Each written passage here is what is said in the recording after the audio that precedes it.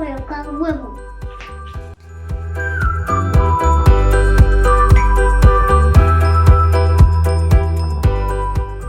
Ahora lo mezclo. ¿Dónde está?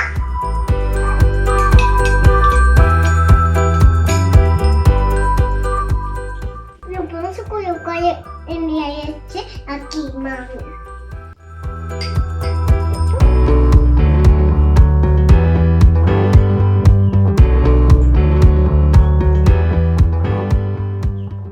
Vamos a colocar la mantequilla aquí.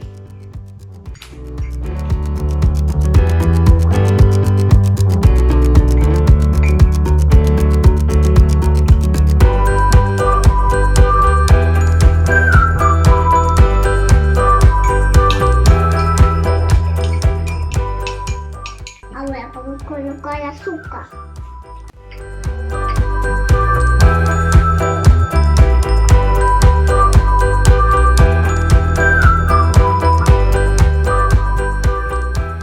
Ahora vamos a colocar harina.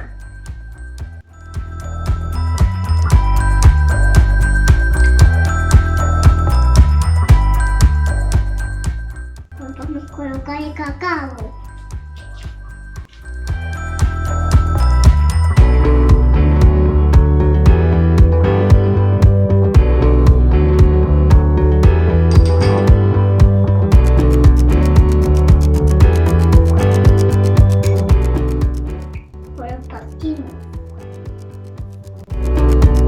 Vamos a poner corona.